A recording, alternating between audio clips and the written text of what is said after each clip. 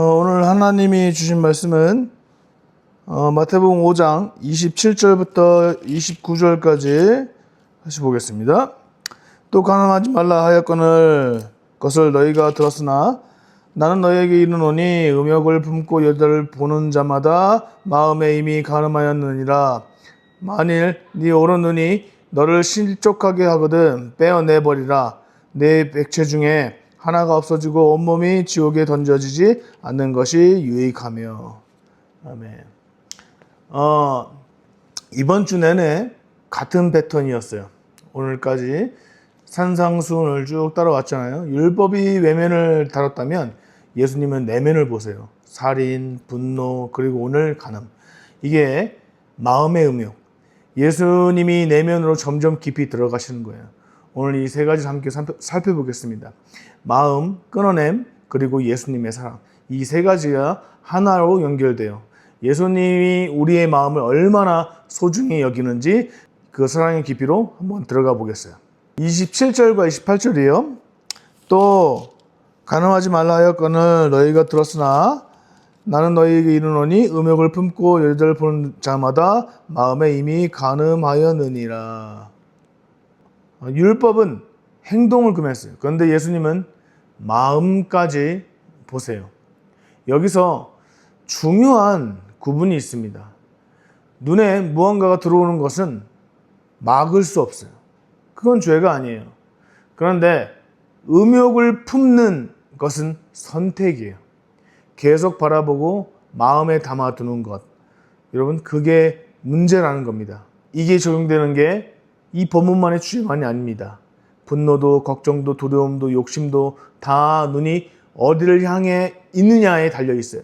마음은 눈이 보는 것을 먹고 자랍니다. 무엇을 자주 보느냐가 마음을 형성해요. 좋은 것을 자주 보면 마음이 그쪽으로 가고 어두운 것을 자주 보면 마음이 어두워집니다. 마음은 눈이 보는 것을 먹고 자라요. 이게 오늘 본문의 핵심입니다. 그래서 오늘 이 시대에 이 말씀이 더 중요해요. 우리는 하루에도 수백 개의 이미지와 영상에 노출됩니다.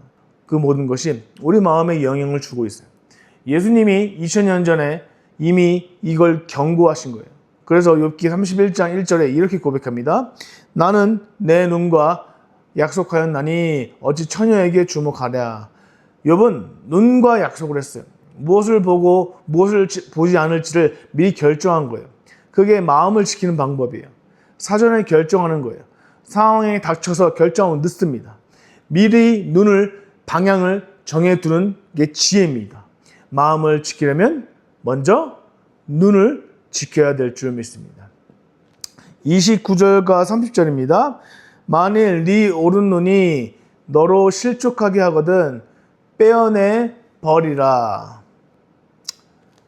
엄청 강한 표현이에요. 문자 그대로 눈을 빼라는 게 아닙니다. 그만큼 과감하게 끊어내라는 거예요. 오른 눈이라는 표현이 여러분 굉장히 중요합니다.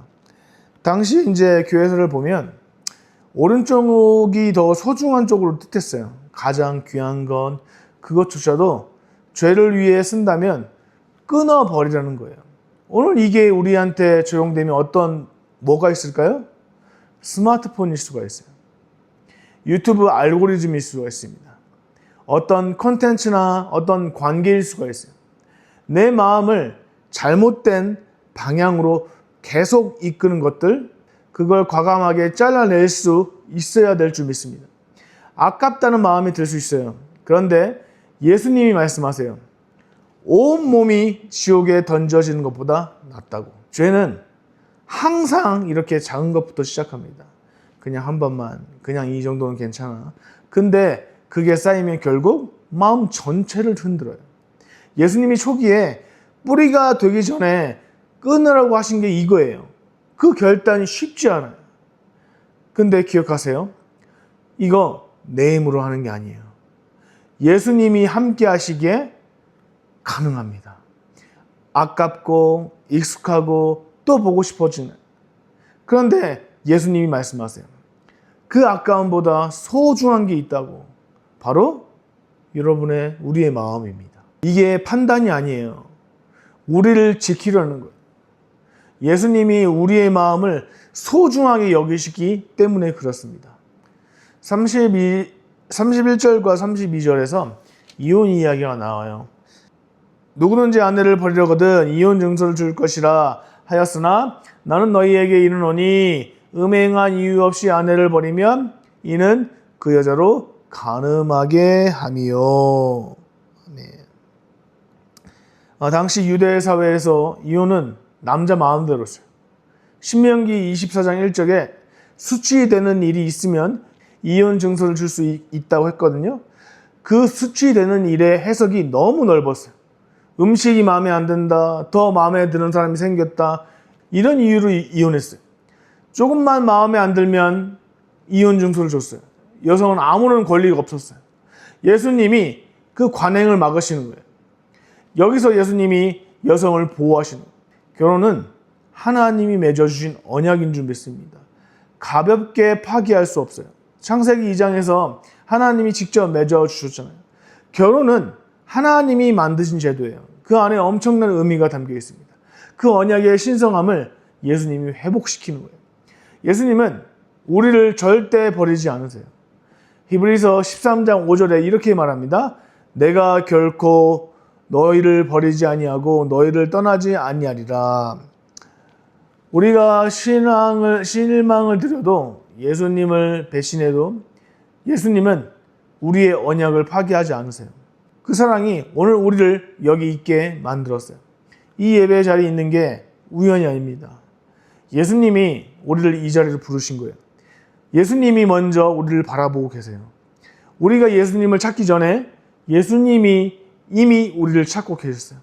이 이른 아침에 예배를 드린 것 자체가 이미 눈을 예수님께 두고 있는 거예요. 여러분 잘하고 계십니다. 이걸 계속하면 됩니다. 이 시간에 말씀 앞에 앉게 하신 것 자체가 예수님이 우리를 바라보고 계신다는 증거인 줄 믿습니다. 여러분 이 시선은 굉장히 따뜻해요. 정죄의 시선이 아닙니다. 사랑의 시선이 아니에요. 그 사랑이 우리의 마음을 지키는 가장 큰 힘이 되는 줄 믿습니다. 두려움이 아닙니다. 규칙이 아니에요. 예수님이 나를 이토록 사랑하신 감격이 마음을 지키게 합니다. 마음의 순결은 두려움에서 오는 게 아니에요. 율법을 잘 지켜서 얻는 게 아닙니다. 예수님이 나를 이렇게 사랑하신다는 감격에서 나오는 거예요. 오늘 이거 하나만 가지고 가세요. 눈을 들어서 예수님께 두세요. 오늘 본문이 무거운 주제를 다뤘어요. 그런데 정죄하려고 하신 게 아니에요. 자유를 주시려는 거예요. 마음의 자유, 눈의 자유, 예수님 안에서 얻을 수 있는 자유예요. 근데 예수님의 의도는 하나예요. 우리의 마음을 지키고 싶은 거예요. 우리를 사랑하시기 때문이에요. 히브리서 12장 2절에 이렇게 말씀하십니다. 믿음의 주요 또 온전하게 하시는 이인 예수를 바라보자. 눈을 예수님께 두세요. 예수님을 자주 바라보면 예수님을 닮아갑니다. 말씀을 자주 읽으면 말씀이 마음의 형성이 돼요.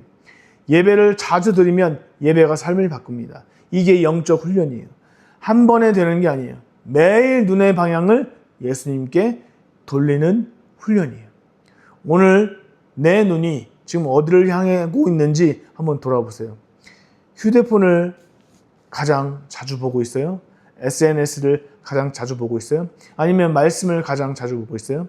이제 예수님께 시선을 돌리십시오. 예수님이 이미 우리 사랑을 보고 계세요. 그 시선이 우리를 살게 합니다. 그 시선이 우리 안에 있으면 마음이 지켜져요. 그 시선 안에 있으면 삶이 달라질 줄 믿습니다.